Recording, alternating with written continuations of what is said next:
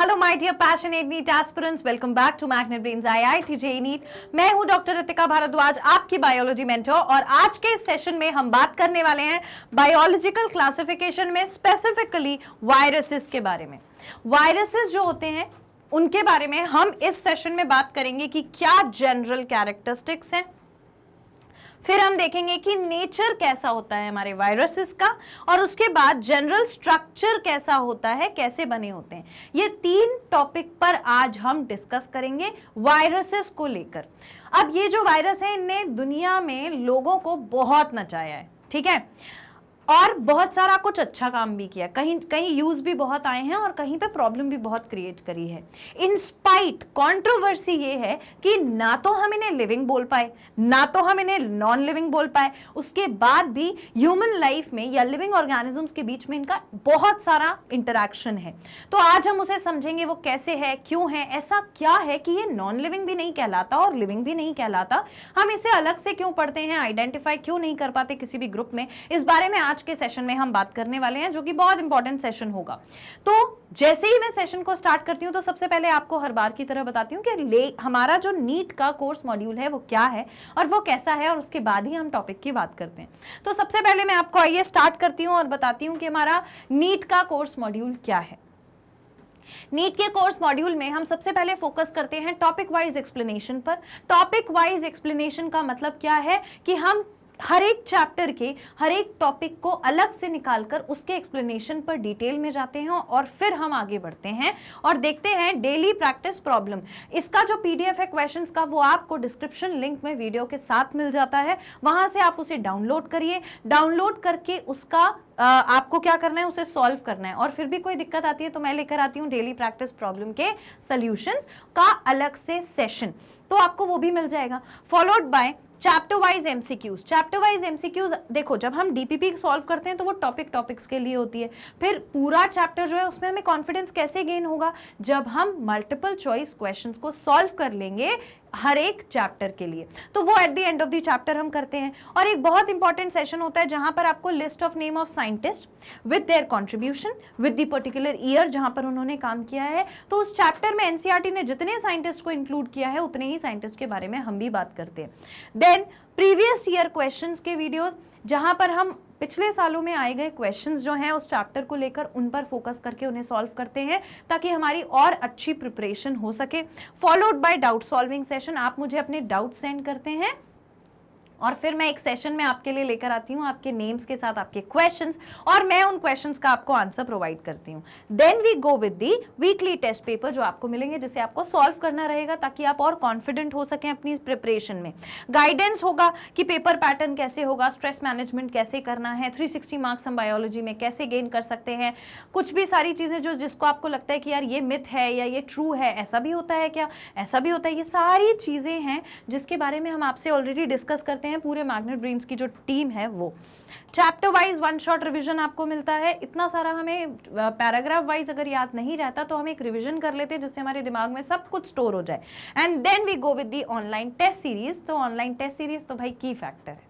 मैं आपको हमेशा बोलती हूँ, अगर आपने ऑनलाइन टेस्ट सीरीज नहीं करी तो आपकी प्रिपरेशन जो है वो अधूरी है।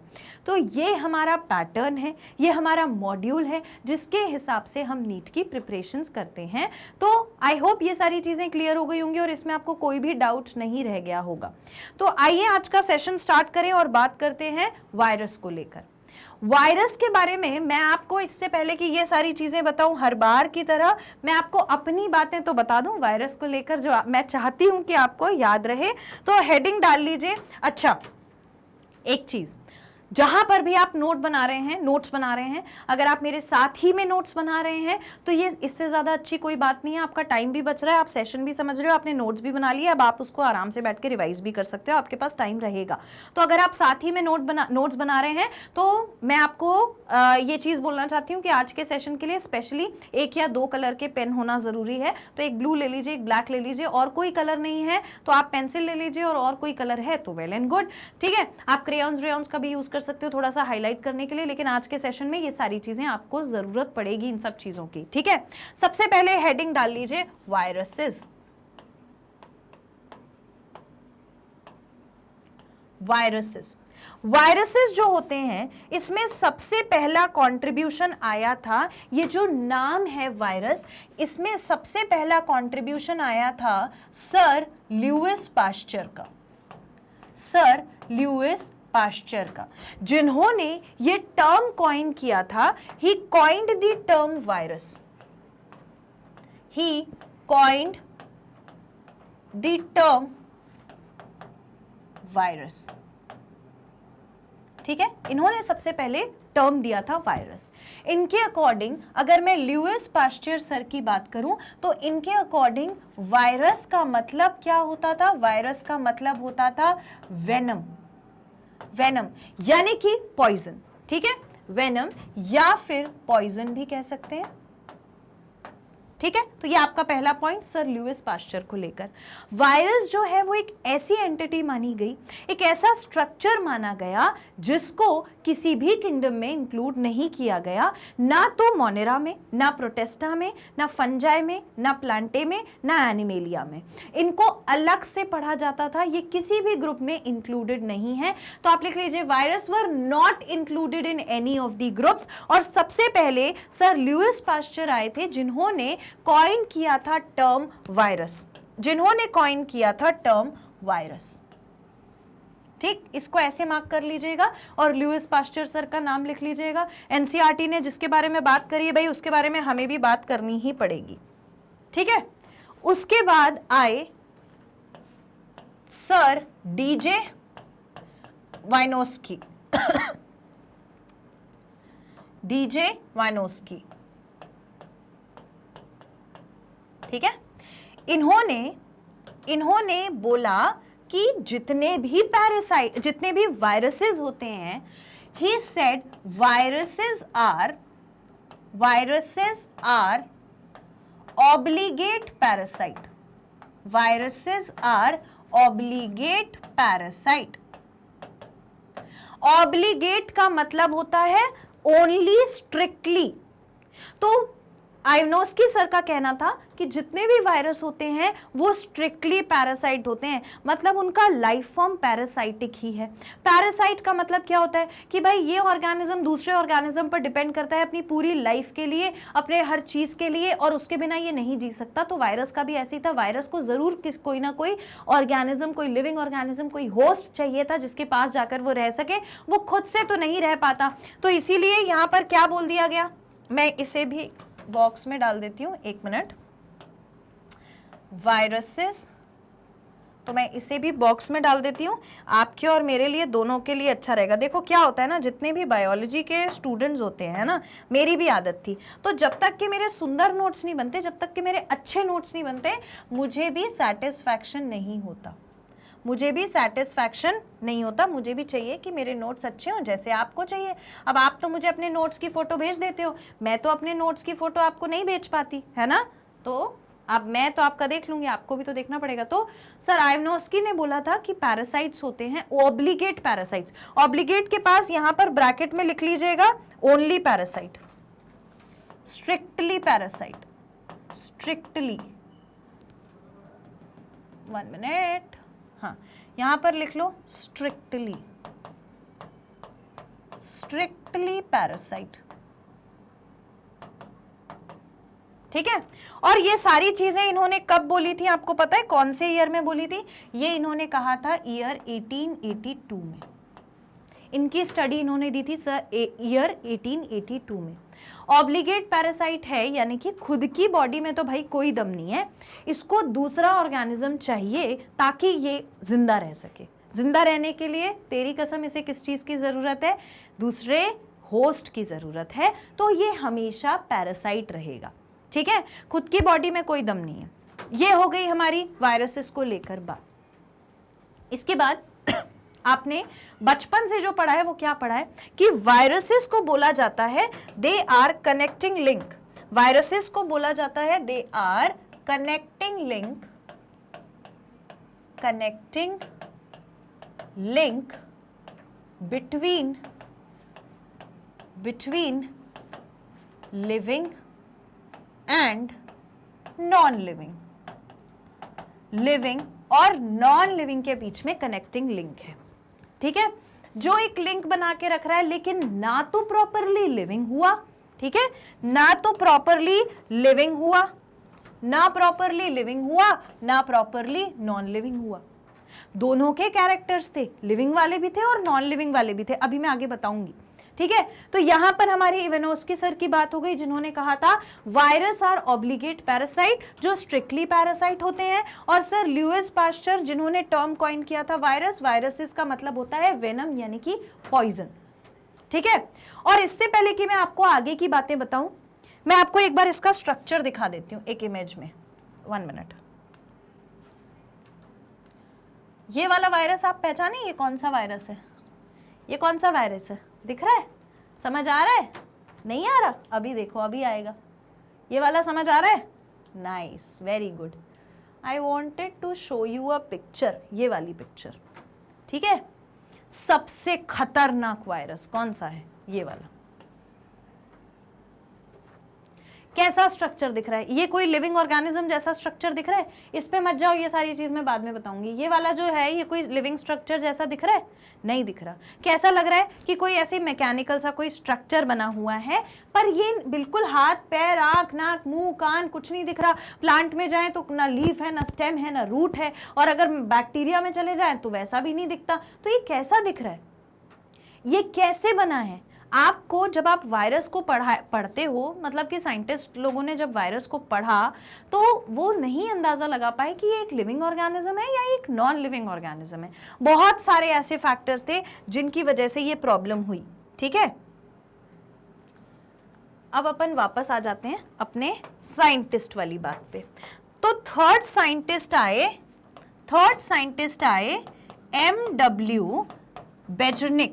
M.W. बेजर्निक, जिन्होंने एक नया टर्म दिया, प्योरली न्यू टर्म दिया, और वो टर्म था कंटेजियम वाइवम। ये वाइवम है ना, वी है ये वाइवम, ये थोड़ा सा नया वर्ड होगा आपके लिए। कंटेजियम वाइवम फ्लूइडम, ठीक है। कंटेजियम वाइवम फ्लूइडम, ये अलग से, इसको अलग कलर की पेन से लिख के मार्क करना, कंटेजियम वाइवम फ्लूइडियम। ये एक सॉन्ग की तरह लगता है मुझे, है ना, ठीक है। तो ये जो थे सर M.W., ये सब आपके NCERT में भी दिया हुआ है। Sir M.W. बेजर्निक जो थे, उन्होंने कहा कंटेजियम वाइवम फ्लूइडम होता है, जिसका मतलब है कि जितने भी वायरस होते हैं वो कैसे होते हैं, इन्फेक्शियस फ्लूइड होते हैं, ये मतलब था इनकी इस बात का, ठीक है। और इसके बाद ये वाली बात इन्होंने कब करी थी, देखो पहले अपन ने 1882 देखा था, अब इसके बहुत टाइम बाद M.W. बेजर्निक ने मैं इसे क्या कर रही हूँ, ब्लू कलर से लिखते हैं अपन, आप भी इसे ऐसे ही लिखना। इसके बाद बहुत टाइम बाद 1892 में M.W. बेजर्निक ने अपनी बात बताई थी, 1892 में, क्लियर। वायरस को इन्फेक्शियस फ्लूइड बोला है, इन्फेक्शन कॉज करने वाला। अपन किसी भी चीज को ऐसा कब बोलते हैं कि इन्फेक्शन कॉज कर रहा है, जब अगर एक सेल है, इस सेल के पास कोई दूसरे सेल का कुछ मटेरियल चला जाए और इसके अंदर रहने लगे, तो हम कह देते हैं कि इन्फेक्शन हो गया है। इन्फेक्शन का मतलब सिर्फ बीमारी नहीं है, एक सेल की एंटिटी में, एक स्ट्रक्चर में दूसरे स्ट्रक्चर का एंटर कर जाना हम कह देते हैं इन्फेक्शन है, ठीक। तो इनका ये मतलब था। अब आप एक चीज समझो, अगर हम कह रहे हैं ये पैरासाइट है ना, इन दोनों की बातों में कोरिलेशन देखो, वो भी 10 साल बाद हुआ है ना, 82 के बाद 92 में इनने बोला था। इनका कहना था पैरासाइट है, मान लो मैं होस्ट हूं, मेरे अंदर वायरस आया, रहने लगा, ठीक है। तो सेम तो मीनिंग हुआ कंटेजियस फ्लूइड होने का, कि भाई मेरे अंदर अगर वायरस आया है, मेरे अंदर आके वायरस रहने लगा है, तो मतलब इन्फेक्शन हो गया। बात समझ पा रहे हो, ठीक है। तो ये इन्होंने लेकिन अपना एक नया टर्म दे दिया था। अगर नीट में भी पूछेंगे तो कंटेजियम वाइवम फ्लूइडम लिख के पूछेंगे, इसीलिए यहाँ पर हमें क्या लिखना जरूरी है, इस पॉइंट के आगे हमें लिखना जरूरी है नीट। नीट के लिए ये क्वेश्चन इंपॉर्टेंट है, क्लियर, मार्क कर लेना। ईयर्स इंपॉर्टेंट है। इसके बाद आगे बढ़ते हैं, इसके बाद हम आगे बढ़ते हैं और बात करते हैं सर स्टैनली की। फोर्थ पॉइंट है WM स्टैनली थे। WM स्टैनली थे, उन्होंने एक नया स्टेटमेंट दे दिया था। उन्होंने कहा था कि जितने भी वायरसेस होते हैं, वायरसेस वो कैसे होते हैं, are crystalline structures. Crystalline structures यानी कि ये क्रिस्टलाइन किसको बोला गया था, क्रिस्टलाइन बोला गया था, क्रिस्टलाइन बोला गया था, क्रिस्टल का प्रोटीन स्ट्रक्चर है, क्रिस्टल का प्रोटीन स्ट्रक्चर है, उसको बोला गया था। ठीक है, तो ये हमारा लास्ट कंट्रीब्यूशन, ये हमारा WM स्टैनली का लास्ट कंट्रीब्यूशन जो कि दिया गया था ईयर 1935 में। कब दिया गया था, 1935 में। ठीक, ये सारी बातें आपकी एनसीईआरटी की कही हुई हैं।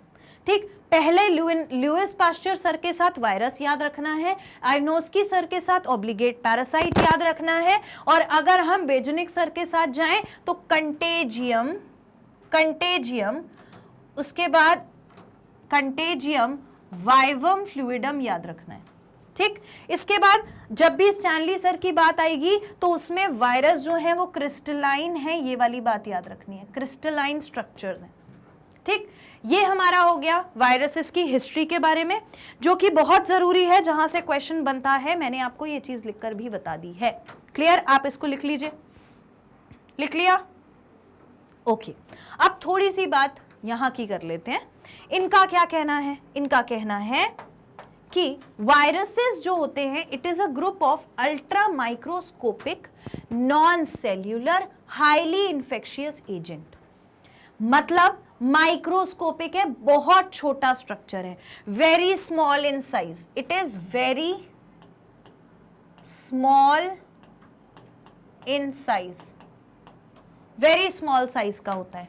और नॉन सेल्यूलर, तो नॉन सेल्यूलर का मतलब क्या है कि कोई सेल नहीं दिखता, नो सेल इज सीन, कोई सेल नहीं दिखता। इन्फेक्शियस एजेंट दूसरे की बॉडी में घुस जाता है और फिर मल्टीप्लाई कर लेता है, ये मैं आपको ऑलरेडी बता चुकी हूं। फिर मल्टीप्लाई करता है ओनली इंट्रासेल्युलरली इनसाइड लिविंग होस्ट, यानी कि एक जब तक इसको एक सेल नहीं मिलेगा तब तक ये डिवाइड नहीं करेगा। अगर इसे डिवाइड करना है तो इसे जरूरत है एक सेल की, तभी ये डिवाइड कर पाएगा। तो लिविंग सेल की बॉडी में जाके डिवाइड करता है without involving growth and division, और इसमें सिर्फ मल्टीप्लिकेशन दिखेगा। ऐसा नहीं है कि एक दिन बहुत बड़ा हो जाएगा, ग्रोथ दिखने लगेगा या खुद से डिवाइड कर सके, नहीं, ये दूसरे की सेल में घुसेगा और दूसरे की सेल में घुसने के बाद जैसा जैसा वो डिवाइड कर रहा होगा उसका हाथ पकड़ के वैसे वैसे डिवाइड होता चला जाएगा, खुद से कुछ नहीं करेगा। ठीक, अब outside the host cell they are inert particle, और जब तक होस्ट के बाहर है ना एक पार्टिकल है, यूं समझ लो, क्रिस्टलाइन स्ट्रक्चर बोला है, पार्टिकल है।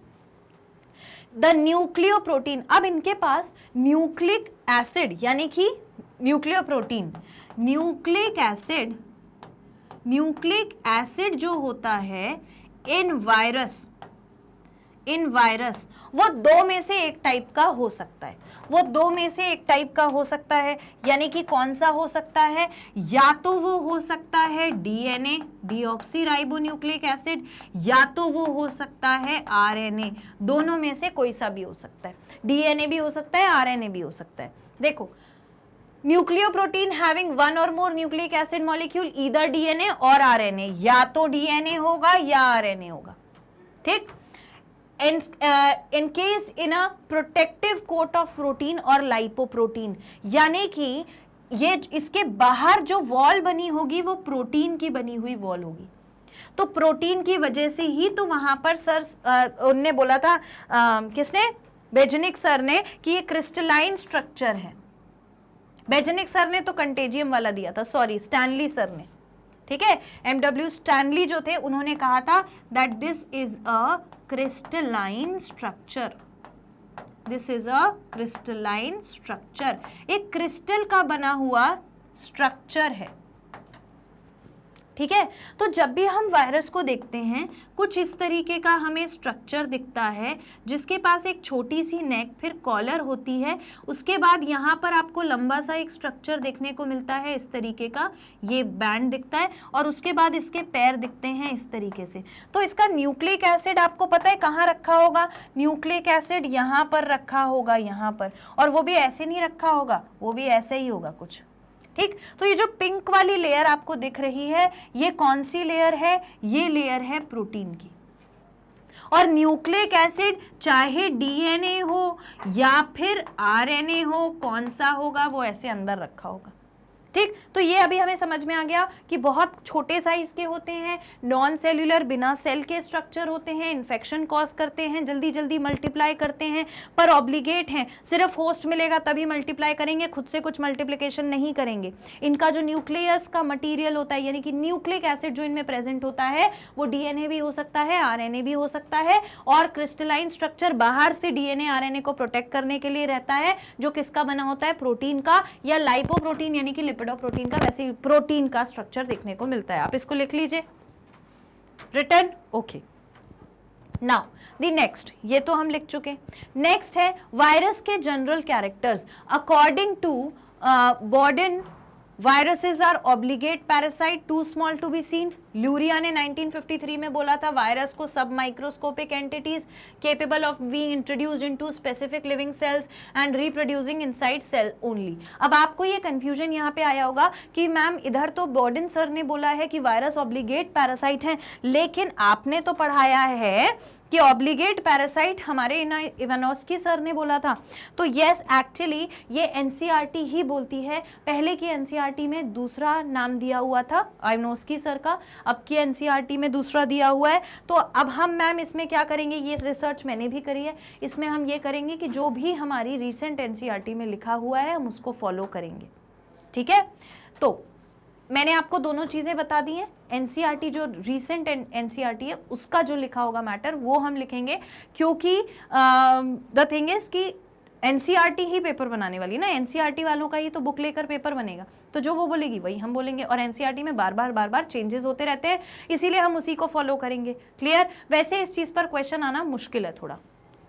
तो ये हो गई दूसरी बात। 1953 में सर लूरिया सर ने ये कहा था कि जो वायरस होते हैं वो सब माइक्रोस्कोपिक का भी बहुत छोटा फॉर्म होता है स्ट्रक्चर में, जो इंट्रोड्यूस करता हो जाता है अपने आप, मतलब किसमें घुस जाता है? एक लिविंग सेल में, और फिर वहां पर रिप्रोड्यूस करता है, ठीक। तो ये तो हम बोल ही रहे थे, ये तो सही बात है। अब जनरल कैरेक्टर्स की बात करते हैं, ठीक है। जनरल कैरेक्टर्स क्या होते हैं? तो सबसे पहला कैरेक्टर वही कि ये इन्फेक्शन कराता है, ये नॉन सेल्यूलर होता है यानी कोई सेल का स्ट्रक्चर नहीं दिखता, और माइक्रोस्कोपिक यानी कि छोटा होता है। तो viruses are non cellular, ultra microscopic and infectious, you already know this, ये मैं आपको बता चुकी हूँ। अब बात आती है कि इन्हें बोला जाता है ये परफेक्ट ऑब्लिगेट पैरासाइट है, यानी कि अगर मान लो कि ये एक रूम है, अच्छा मैं आपको ऐसे बताती हूँ, मान लो ये एक रूम है, ठीक है। इस रूम में टेबल होगी, चेयर होगी, कॉपी होगी, पेन होगा, कैमरा होगा और बोर्ड होगा और मैं, ठीक है। अगर मैं यहाँ पर हूं तो लिविंग ऑर्गेनिज्म तो मैं ही हूं, और अगर बोर्ड देख लूं, पेन देख लूं, कॉपी देख लूं, टेबल देख लूं, चेयर देख लूं, तो ये सब क्या है? नॉन लिविंग है, ठीक। तो अब वायरस की आप टेंडेंसी समझना, जब तक वायरस मेरे कांटेक्ट में नहीं आएगा, यानी कि एक लिविंग ऑर्गेनिज्म के कांटेक्ट में नहीं आएगा, तब तक वो कचरा है, तब तक वो क्या है? बिल्कुल वेस्ट है। क्यों? क्योंकि भाई अगर वो कैमरे के ऊपर है, अगर वो बोर्ड के ऊपर है, अगर वो पेन के ऊपर है, या वो कॉपी के ऊपर है, या वो किसी और चीज पे टेबल चेयर पर है, तो वो नॉन लिविंग है, उसको कोई सेल नहीं मिल रहा जिसके अंदर वो जाकर के डिवाइड करना चालू करे, तो तब तक तो उसका कोई काम नहीं है। वो ऑब्लिगेट पैरासाइट है, स्ट्रिक्टली पैरासाइट है, स्ट्रिक्टली ऑर्गेनिज्म चाहिए तब जाकर वायरस अपनी एक्टिविटी करेगा, ये मतलब होता है ऑब्लिगेट पैरासाइट का। बात समझ गए? जब तक नॉन लिविंग ऑब्जेक्ट पर है तब तक वो एक धूल है, जैसे ही लिविंग ऑर्गेनिज्म में घुस गया फूल ही फूल है, फिर तो या तो वो फूल हो करवा देगा, चढ़वा देगा या बनवा देगा, ठीक है। तो अब बात समझ में आ रही है? ऑब्लिगेट पैरासाइट यानी it strictly is a parasite which needs a host body that is a living body, ठीक। Perfect obligate parasite, parasitic at the gene level and can not be grown on artificial culture medium, they are inert outside the host cell. Host cell की body के बाहर एक particle है, it is inert outside the host cell. Clear, ये वाली बात समझ में आ गई। अब नेक्स्ट हम बात करते हैं, थर्ड पॉइंट कहता है वायरसेस को कल्चर किया जा सकता है लिविंग सेल के ऊपर। अगर आपको वायरस को ग्रो कराना है तो आपको लिविंग सेल होना जरूरी है, किसी और मीडियम पर आप उसे ग्रो नहीं करा सकते। So living cell is necessary. Host tissue culture method ले लें या चिक एम्ब्रियो मेथड ले लें, होस्ट टिश्यू वाला ले लें या चिक एम्ब्रियो ले लें, बस हमको क्या करना पड़ेगा, वायरसेस को कल्चर करने के लिए आपको इतना याद रखना है कि कोई लिविंग सेल की जरूरत पड़ेगी, तभी हम वायरस को आगे ग्रो करा सकते हैं, कल्चर कर सकते हैं। नेक्स्ट, अब हम अगर साइज की बात करें तो स्मॉलेस्ट एनिमल वायरस जो है, जो फुट एंड माउथ डिसीज कराता है कैटल में, उसका साइज 10 नैनोमीटर तक का होता है। जबकि स्मॉलेस्ट प्लांट वायरस अलग है, जिसे हम कहते हैं अल्फा अल्फा मोज़ेक वायरस, अगेन नीट के लिए इंपॉर्टेंट, अल्फा अल्फा मोज़ेक वायरस, जिसका साइज 17 नैनोमीटर तक का होता है।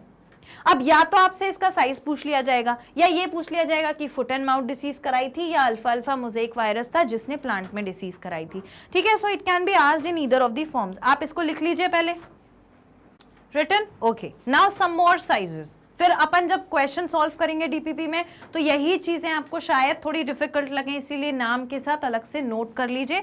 टोबैको मोज़ेक वायरस जो होता है वो 1300 से लेकर 1300 इंटू 15 नैनोमीटर तक का होता है। पैरेट फीवर वायरस का साइज 400 नैनोमीटर होता है और बीट येलो वायरस का साइज 1250 इंटू 40 नैनोमीटर्स तक का, और सीडोमोनास जो है वो 1300 इंटू 6 नैनोमीटर्स। ये कुछ साइजेस हैं जो याद रखने हैं, पर साइजेस से ज्यादा वायरसेस के नाम इंपॉर्टेंट हैं, इसीलिए इसे हाईलाइट कर लीजिएगा डिफरेंट कलर के पेन या पेंसिल से। सो नेम्स तो हमें वैसे के वैसे याद करने हैं, होपफुली आपने ये लिख लिया होगा। नेक्स्ट देखिए, अगर हम शेप की बात करें ना, वायरस जो है वो अलग अलग शेप में है, बहुत सारे शेप्स के वायरसेस होते हैं, कोई ऐसा एक पर्टिकुलर शेप नहीं, जैसे इंसान है, ह्यूमन बीइंग का पर्टिकुलर शेप है, ऐसा ही होता है। ठीक है, और अगर प्लांट पे जाओगे पर्टिकुलर स्ट्रक्चर है, वैसा ही होता है। ऐसा वायरस में नहीं होता, वायरस के अलग अलग शेप्स होते हैं। So there are various shapes of viruses, namely spherical हो सकता है। कैसा हो सकता है? स्फेरिकल, सर्कल के फॉर्म में। तो वो किस में मिलता है? अल्फा मोज़ेक में, फुट एंड माउथ वायरस में। अल्फा मोज़ेक और फुट एंड माउथ वायरस जो फुट एंड माउथ डिसीज कराएगा। फिर क्यूबिकल होता है, क्यूब के फॉर्म में, जिसका नाम है वैक्सीनिया। वैक्सीनिया वायरस का जो शेप होता है वो क्यूब के फॉर्म में होता है। फिर है elongated rod shape virus, rod के जैसा दिखने वाला वायरस कौन सा होता है? Tobacco mosaic virus. ठीक, इसके बाद है polyhedral. Polyhedral polio turnip yellow mosaic होता है। पॉलीहेड्रल जो शेप होता है वो किसका होता है? पोलियो के वायरस का। इसके बाद टेडपोल लाइक होता है, जैसे टेडपोल होता है ना, ऐसे छोटा सा टेडपोल, इस शेप का भी वायरस होता है, जिसका बैक्टीरियल वायरस T2 बोलते हैं। जनरल में दे आर हेलिकल हो सकता है, क्यूबॉइड या बाइनल हो सकता है। यानी आप ये याद रखिए कि बहुत सारे शेप्स के वायरसेस हमारे पास प्रेजेंट होते हैं, अलग अलग डिफरेंट शेप शो करते हैं। ठीक, तो ये हो गया शेप के बारे में। नेक्स्ट आता है, एक्चुअली वायरस जो है वो सबसे ज्यादा पैथोजेनिक होते हैं। सबसे ज्यादा कैसे होते हैं? पैथोजेनिक होते हैं। और पैथोजेनिक का मतलब होता है विच इन्फेक्शन कॉजिंग ऑर्गेनिज्म। तो ये पैथोजन की तरह काम करते हैं, लेकिन किस में? एनिमल में भी कर सकते हैं, ठीक है, प्लांट्स में भी कर सकते हैं, प्लांट्स में भी कर सकते हैं, इनफैक्ट बैक्टीरिया में भी जा सकते हैं। ठीक है, तो प्लांट्स और एनिमल्स में तो दिखते ही हैं, इन्फेक्शन कॉज करा देते हैं। और एक्चुअली ये करते कैसे हैं? दे इंटरैक्ट, यानी कि ये वायरस है, ठीक है, वायरस है, यहां पर एक बैक्टीरिया है, ये वायरस था यहाँ पर। अच्छा, मैं इसको आपको अच्छे से विजुअलाइज कराती हूँ तो आपको हमेशा के लिए याद रहेगा। ठीक, अब मान लो ये हमारे पास वायरस था। ठीक, वायरस में कौन सा वाला ले लेती हूं मैं? अपने वायरस का शेप ले रही हूं ये वाला, मोस्ट कॉमन शेप। थोड़ा सा मेरे लाइन सही नहीं बनते हैं, but any how I will make it. ठीक है, ऐसा है, यहाँ पर छोटी सी नेक है, नेक के पास कॉलर है, कॉलर के बाद मुझे एक ऐसा स्ट्रक्चर दिखता है वायरस में इस टाइप का, और इसके बाद इसके ये ऐसे पैर हैं, ठीक है, फाइबर्स हैं, टेल फाइबर्स बोलते हैं इसको, ठीक है। ये होता है हेड, हेड के अंदर न्यूक्लियस का मटेरियल, ठीक। फिर मेरे पास था एक बैक्टीरिया, बैक्टीरिया, बैक्टीरिया जो था वो कैसा दिखता था, नॉर्मल बैक्टीरिया है, यहां पर इसका न्यूक्लियस है, ठीक है, ये न्यूक्लियस है, और ये इसके अंदर ये क्या है, दिस इज साइटोप्लाज्म, ठीक है, ये सेल का नॉर्मल स्ट्रक्चर। अब हम ये देख रहे हैं कि जो वायरस है वो बैक्टीरिया के अंदर जाएगा या किसी भी ऑर्गेनिज्म के सेल के अंदर जाएगा तो उसमें इन्फेक्शन कैसे करवाता है, और इन्फेक्शन कराता है वो न्यूक्लिक एसिड से। तो how does this takes place, कैसे होता है?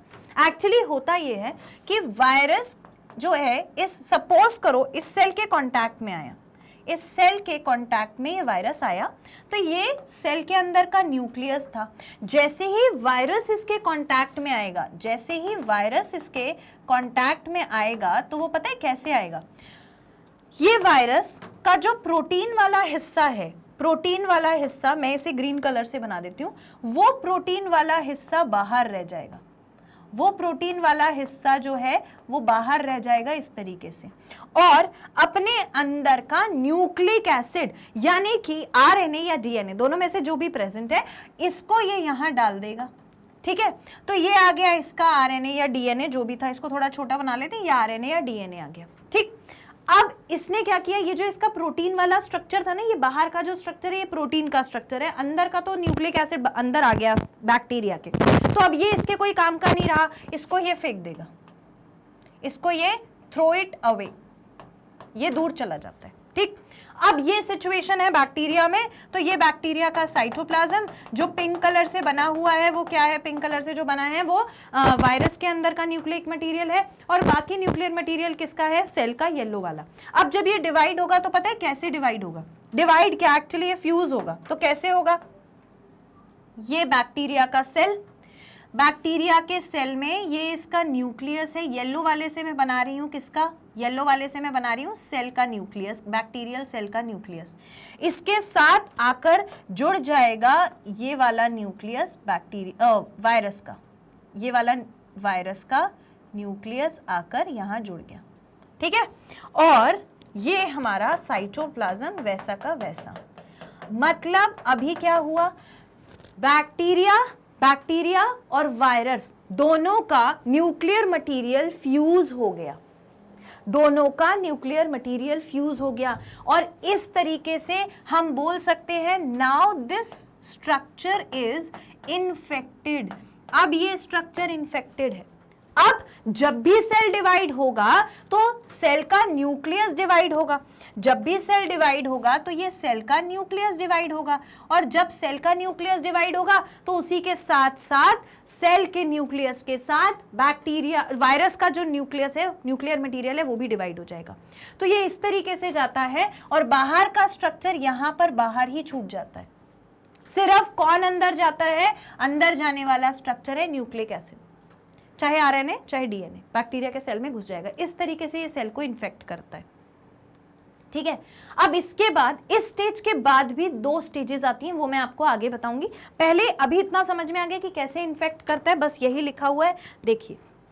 Now see what is written is highly pathogenic and cause infectious diseases in animal and plants। animal में भी plants में भी disease करा देगा। they cause infection in host cell by means of nucleic acid। host cell में infection कराता है nucleic acid के द्वारा। अभी हमने देखा या तो DNA या RNA, जो भी सेल के बैक्टीरिया host cell के अंदर जो भी एंटर कर जाए वो, ठीक। they are very easily transmitted from one organism to another by means of vector। virus transmitted by arthropod is called adenovirus। और आसानी से वेक्टर्स के थ्रू ये ट्रांसफर हो जाते हैं। और अगर आर्थ्रोपोड, आर्थ्रोपोड्स का मतलब क्या होता है, आर्थ्रोपोडा का मतलब होता है जितने भी इंसेक्ट्स होते हैं। अगर देखो ये वायरस जो है वो किसी भी लिविंग ऑर्गेनिज्म की बॉडी में जाता है, अगर हो सकता है इंसेक्ट की बॉडी में गया हो, तो अगर इंसेक्ट की बॉडी में वायरस चला जाए और वो इंसेक्ट हमारे को वो वायरस ला करके पहुंचा दे, तो उसे हम कहते हैं एडिनो वायरस। उसे हम क्या कहते हैं, adeno virus.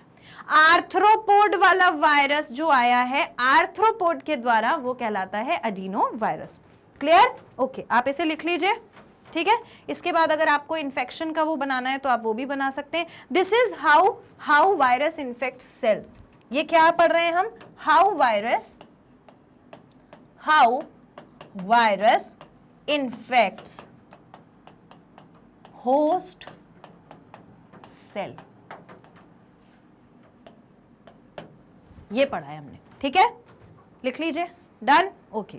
Now the next is viruses का जनरल कैरेक्टर्स जो हम पढ़ रहे थे, उसमें लैक ऑफ इरिटेबिलिटी, वायरस में कोई इरिटेबिलिटी या energy storing using motility protoplasm कुछ भी नहीं मिलेगा।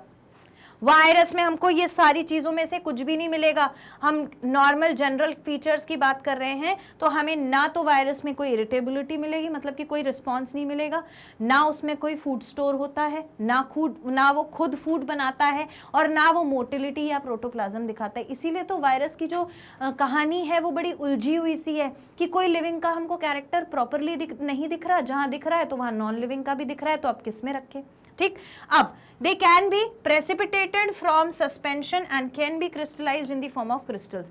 इसको सस्पेंशन में, मतलब कि एक सोल्यूशन में डाल करके अगर हम रोकने की कोशिश करें तो वैसे तो ये इतना छोटा होता है साइज में कि ये बैक्टीरियल जो फिल्टर होता है ना उसको भी क्रॉस कर जाता है, इतना बैक्टीरिया से भी छोटा साइज में होता है, पर अगर क्रिस्टलाइन करने की कोशिश की जाए तो ये क्रिस्टल के फॉर्म में मिल जाता है। नेक्स्ट है ऑल वायरसेस आर न्यूक्लियोप्रोटीन्स। सारे वायरसेस एक्चुअली में है क्या? न्यूक्लियोप्रोटीन, यानी कि न्यूक्लिक एसिड और प्रोटीन का structure.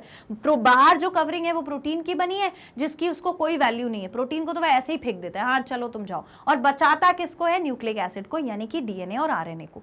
The nucleic acid is protected by protein. Protein structure बाहर देखिए आप, ये वाला जो स्ट्रक्चर था, ये येलो वाला स्ट्रक्चर, ये प्रोटीन वाला ही तो था, और इसके अंदर ये वाला जो है ये है न्यूक्लियस का स्ट्रक्चर। तो ये न्यूक्लियर स्ट्रक्चर अंदर प्रोटेक्टेड रहता है प्रोटीन वाले स्ट्रक्चर से, अटैक्ड बाय न्यूक्लियस एंजाइम, ठीक है। तो ये प्रोटेक्शन करता है कौन? प्रोटीन। अब हम बात करते हैं बायोलॉजिकल स्टेटस की। भाई क्या स्टेटस है हमारे वायरस का बायोलॉजिकली? तो भाई वैसे तो है नॉन लिविंग, तो वायरसेस आर नॉन लिविंग। क्या कैरेक्टर्स हैं जिसकी वजह से हम कहते हैं वायरस नॉन लिविंग है? पहला कैरेक्टर है they have no complete cellular structure. तो भाई सेल जहां होता है वहीं पर लाइफ होती है ना। wherever there is a presence of cell, only then there it is considered as living। अगर सेल ही नहीं है तो आप किसी चीज को लिविंग कैसे बोल सकते हो? सबसे पहला कैरेक्टरिस्टिक लिविंग ऑर्गेनिजम्स का हमने क्या पढ़ा था? Cellular structure. तो यहाँ पर दे आर एसेल्यूलर। एसेल्यूलर यानी कि सेल ही नहीं है। They are not surrounded by, ना तो सेल मेम्ब्रेन है ना सेल वॉल है, तो हम इसे लिविंग नहीं कह सकते। तो ये इसीलिए हमें लगता है कि ये नॉन लिविंग है। दूसरा, इनके पास कोई भी सेल्यूलर मेटाबॉलिज्म नहीं होता, ना रेस्पिरेशन होता है। मेटाबॉलिज्म कितने दो टाइप का पढ़ाया था, ना तो इसमें कोई एनाबॉलिज्म हुआ, ना इसमें कोई कैटाबॉलिज्म हुआ। अगर ये दोनों ही नहीं हुए, ना किसी चीज का फॉर्मेशन हुआ, ना किसी चीज का लाइसेस हुआ, तो मेटाबॉलिज्म नहीं हो रही, बॉडी के अंदर कोई भी रिएक्शन नहीं हो रही। तो क्या बोलेंगे हम कि इसमें कोई भी ना रिएक्शन है ना ही रेस्पिरेशन है। अच्छा, रेस्पिरेशन का मतलब होता है एनर्जी बनाने का प्रोसेस, यानी कि एनर्जी फॉर्मेशन भी नहीं हो रहा, ना कोई एटीपी बन रहा है, जैसे कि प्लांट में भी मिलता है और एनिमल में भी मिलता है। इसीलिए हमें कंफ्यूजन होता है कि भाई लिविंग तो ये है ही नहीं। फिर आता है they possess high specific gravity unlike living organism. जो स्पेसिफिक ग्रेविटी होती है वो लिविंग ऑर्गेनिजम्स की, they possess high specific gravity. Specific gravity living organisms की कैरेक्टर वाइज देखी जाए तो कम होती है, लेकिन वायरसेस में ज्यादा होती है। इसीलिए हम कहते हैं भाई कि ये नॉन लिविंग ऑर्गेनिज्म है। अब वायरसेस सिर्फ तब एक्टिव होते हैं जब उनके पास कोई लिविंग ऑर्गेनिज्म का होस्ट सेल होता है। अगर होस्ट सेल होगा तभी वायरस एक्टिव होगा, वरना वो इनएक्टिव रहेगा। जैसे मैंने आपको बताया था कि टेबल पे है, चेयर पे है, कहीं पर भी पड़ा हुआ है तो वो इनएक्टिव रहेगा। जैसे ही मेरी बॉडी में घुसेगा तो वो क्या हो जाएगा? एक्टिव हो जाएगा, या किसी भी लिविंग सेल में घुसेगा तो एक्टिव हो जाएगा। So outside the host they are as good as chemical substance. अगर होस्ट के बाहर है तो आप उसे केमिकल सब्सटेंस की तरह ट्रीट कर सकते हैं। They do not have their independent existence। खुद का कोई एग्जिस्टेंस नहीं है। होस्ट मिल गया तो जिंदा रह लेंगे, होस्ट नहीं मिला तो कोई कहानी नहीं है। Some viruses have been successfully crystallized like simple chemical substance। बहुत सारे ऐसे भी वायरस थे जिनको क्रिस्टलाइज कर दिया गया। अभी हमने देखा ना क्रिस्टलाइन स्ट्रक्चर्स होते हैं, तो इनकी अपनी कैपेसिटी होती है इन्फेक्शन कॉज कराने की, और ये जो फिनोमेना है जिससे ये इन्फेक्शन कराते हैं is not been observed in any living organism. ये हमें किसी और ऑर्गेनिज्म में नहीं मिलता। आप देखना कभी भी जो बैक्टीरियल ग्रोथ होती है वो अपने हमारी बॉडी के सेल के अंदर नहीं घुसता। बैक्टीरिया हमारी बॉडी के सेल के अंदर ऐसे घुस के अपना जेनेटिक मटेरियल नहीं कंबाइन कर लेता। ये वाली प्रॉपर्टी किसमें देखी जाती है? वायरसेस में। ठीक, viruses can be precipitated just like chemical substance, और बाहर अगर लिविंग सेल के है, अगर कहीं पर बाहर एनवायरनमेंट में है और लिविंग सेल में नहीं है तो वो एक केमिकल सब्सटेंस की तरह प्रेसिपिटेट हो सकता है। ये सारे तो कैरेक्टर्स ये बताते हैं कि भाई ये लिविंग ऑर्गेनिज्म आप कहला ही नहीं सकते, ये इसको बोल ही नहीं सकते लिविंग ऑर्गेनिज्म है। साइंटिस्ट को यही कंट्रोवर्सी हुई थी कि कुछ कैरेक्टर्स ऐसे हैं जो सारे नॉन लिविंग की तरफ जाते हैं, लेकिन कुछ कैरेक्टर्स ऐसे भी हैं जो लिविंग की तरफ जाते हैं। आइए देखते हैं वो कौन से कैरेक्टर्स हैं जो लिविंग ऑर्गेनिज्म की तरह हैं। तो following characters state that they are living. पहला कैरेक्टर, इनका डेफिनेट शेप है, मॉर्फोलॉजी है like that of living organism, यानी कि हर वायरस का एक डेफिनेट शेप है, चाहे तो वो स्पाइरल शेप का हो, चाहे तो वो रॉड शेप का हो, चाहे तो वो स्फेरिकल शेप का हो, किसी भी शेप का हो, लेकिन एक पर्टिकुलर शेप डिसाइडेड है, वायरस उसी शेप के होते हैं। और ऐसा किसमें देखा जाता है? सिर्फ लिविंग ऑर्गेनिज्म का कैरेक्टरिस्टिक होता है size and shape of the body. ठीक, तो इसीलिए हमें लगता है कि ये लिविंग है। इसके बाद इनका खुद का जेनेटिक मटेरियल है। भाई अगर ये पेन है, टेबल है, चेयर है, तो किसी भी नॉन लिविंग के पास क्या कोई जेनेटिक मटेरियल होता है? क्या उनमें डीएनए आरएनए होता है? नहीं होता। लेकिन वायरस के पास तो डीएनए और आरएनए है, मतलब कि वो लिविंग ऑर्गेनिज्म है। ये भी बहुत बड़ी कंट्रोवर्सी थी। फिर इसीलिए साइंटिस्ट को क्या लगा कि भाई लिविंग है या नॉन लिविंग है, डिसाइड नहीं हो पा रहा। All viruses are intracellular obligate parasite. Intracellular obligate parasite का मतलब है दूसरे सेल के अंदर घुसने के बाद स्ट्रिक्टली पैरासाइट है, बिना उसके तो नॉन लिविंग है। तो and attack the specific host, जिसके अंदर जिसकी बॉडी में एंटर किया उसके होस्ट को अफेक्ट करते हैं। Bacteriophages recognise the real bacterial structure, viruses produce characteristic symptoms on their particular host. Actually होता यह है कि जैसे ही ये बैक्टीरिया के सेल के अंदर जाते हैं, जेनेटिक मटेरियल शेयर करते हैं, जेनेटिक मटेरियल इनका बैक्टीरिया के जेनेटिक मटेरियल के साथ कंबाइन हो जाता है। ठीक है, और उसके बाद फिर ये इन्फेक्शन हो जाता है। इन्फेक्शन हो जाता है तो फिर इनके सिम्टम्स दिखने लगते हैं, मतलब होस्ट बॉडी में कुछ कैरेक्टर्स हमें दिखने लगते हैं, कुछ साइंस, कुछ सिम्टम्स देखने को मिलते हैं। And they show property of mutation. बहुत बड़ी इंपॉर्टेंट बात है, प्रॉपर्टी ऑफ म्यूटेशन। म्यूटेशन का मतलब क्या है? That there will be some sort of change in their genetic material. There will be change in their genetic material. Genetic material में कुछ ना कुछ चेंज आता रहता है, म्यूटेशन होता रहता है, इसीलिए हमें लगता है कि ये क्या है? ये लिविंग ऑर्गेनिजम्स हैं। ठीक है, next, irritability, respond to environmental conditions such as heat, ultraviolet rays, humidity, drought, alcohol। ये ऐसे समझ में नहीं आएगा, मैं बताती हूँ। सैनिटाइजर यूज करते हैं तो हम ये मानते हैं कि अल्कोहल से सारी चीजें स्टेरिलाइज हो जाती हैं, यानी कि पूरे के पूरे जो ऑर्गेनिजम्स हैं जो हमारी बॉडी पे, हमारे हाथ में या किसी इंस्ट्रूमेंट पे प्रेजेंट होंगे, वो सब डेड हो जाते हैं अल्कोहल से, या वो सारे के सारे अल्कोहल से चले जाते हैं। तो हम क्या करते हैं? अल्कोहल को यूज करते हैं। जब अल्कोहल को यूज करते हैं तो वो क्या करता है? इन वायरसेस को हटा देता है, किल कर देता है। ठीक है, अल्ट्रा वायलेट रेडिएशन वायरसेस को किल कर देता है। जब बहुत सारा कोरोना चला था तो लोगों ने कहा था सनलाइट ज़रूरी है, और सनलाइट में बैठिए और अल्कोहल सैनिटाइजर का यूज़ करिए। क्यों ऐसा बोला गया? बिकॉज वो कुछ ऐसे फैक्टर हैं जो वायरस को किल कर सकते हैं। तो आप किल किसी भी लिविंग ऑर्गेनिज्म को कर सकते हो, नॉन लिविंग ऑर्गेनिज्म को तो आप किल कर ही नहीं सकते, जबकि वायरस के अंदर बहुत सारे नॉन लिविंग कैरेक्टरिस्टिक्स प्रेजेंट हैं। But in spite of that living criteria show कर रहा है, that is it can be killed. इनको बाकी कंडीशन से फर्क पड़ता है। They grow inside host, multiply and show most important property of living organism, growth, multiplication and mutation. हमने तीन चीजें देखी। पहला हमने देखा ग्रोथ, दूसरा हमने देखा मल्टीप्लिकेशन, उसके बाद हमने ये भी देखा कि इसमें कुछ म्यूटेशन हो रहा है। तो ये तीनों के तीनों स्पेसिफिक कैरेक्टर्स हैं। These are the specific characters of all living organisms, of all living organism, सारे लिविंग ऑर्गेनिज्म में ये कैरेक्टर देखा जाता है। ठीक है, तो इसीलिए कंट्रोवर्सी हुई कि ये लिविंग है या नॉन लिविंग है। आई hope this much is clear, आप इसे लिख लीजिए। Done, okay. Now the next, general structure of virus पर हम आ चुके हैं। जब हम जनरल स्ट्रक्चर ऑफ वायरस देखते हैं तो स्ट्रक्चरली ये 3 चीजों के बने होते हैं, और वो 3 चीजें कौन कौन सी होती हैं? वो 3 चीजें पहले नंबर पे होती है कैप्सिड,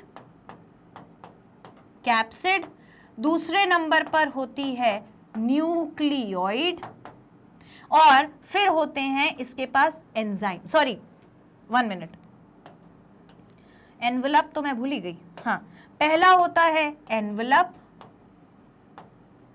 और दूसरा होता है कैप्सिड, कैप्सोमियर जिसमें होते हैं, अभी दिखाऊंगी, और तीसरा होता है न्यूक्लियोइड, न्यूक्लियोइड। ठीक है, ये 3 स्ट्रक्चर्स जो हैं ये वायरस की बॉडी में प्रेजेंट होते हैं। अब हम देखेंगे कैसे। So now let's see the structure. देखिए, we are going to see structure of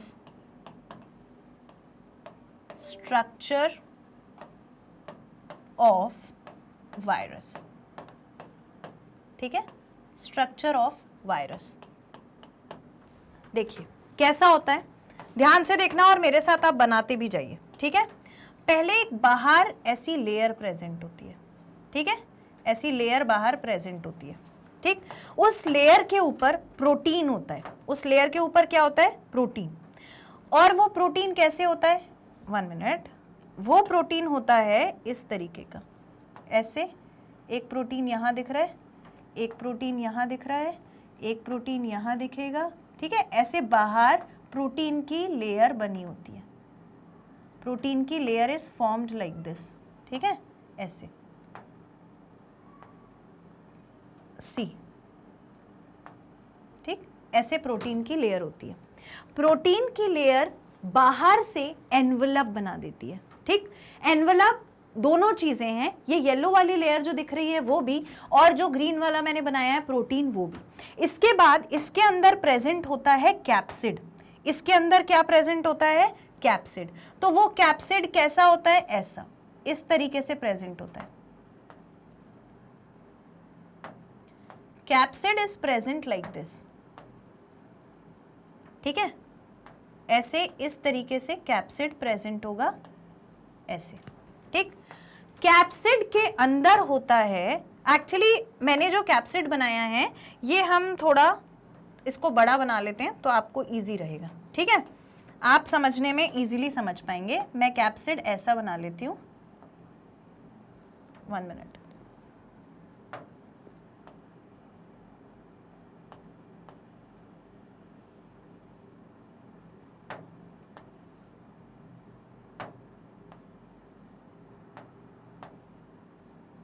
ठीक है, इस कैप्सिड के अंदर प्रेजेंट है हमारा जेनेटिक मटेरियल, जीनोम। तो वो जीनोम कैसे प्रेजेंट है? इस तरीके से। ठीक है, और इसके साथ साथ इसमें एक और स्ट्रक्चर देखने को मिलता है, और वो होता है एंजाइम। इस तरीके से एंजाइम प्रेजेंट होता है। ठीक है, these red ones are enzyme. ये प्रॉपर बैक्टीरिया का सॉरी वायरस का स्ट्रक्चर होता है। अब आपको इसको और क्लैरिफाई करने के लिए मैं इसमें आपको नेमिंग्स करके बता देती हूँ। ठीक है, let's go for the namings, let's go for the namings. तो सबसे पहले ये जो ऊपर हमको दिख रहा है ये क्या है?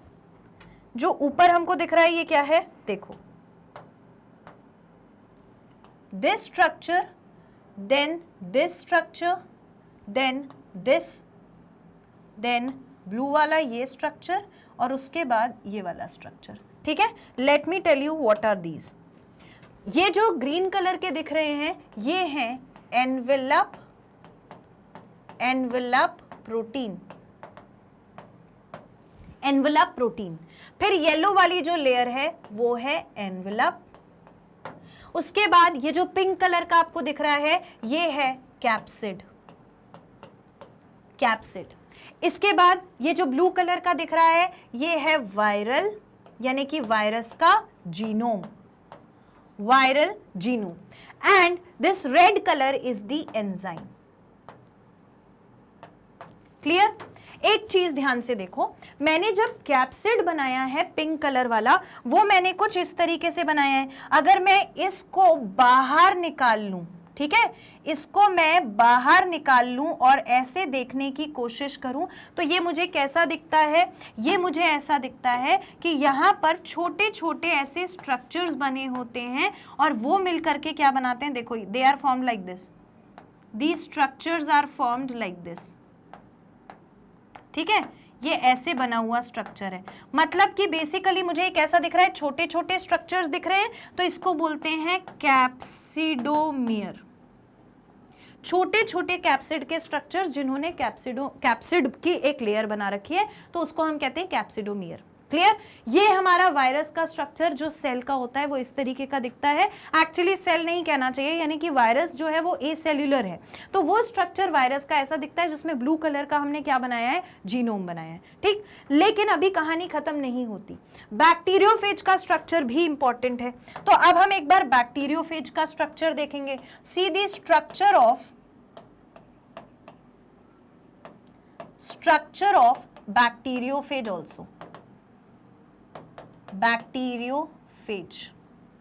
बैक्टीरियोफेज का स्ट्रक्चर जो है वो बिल्कुल अलग होता है। कैसा होता है? बैक्टीरियोफेज के स्ट्रक्चर में इस तरीके से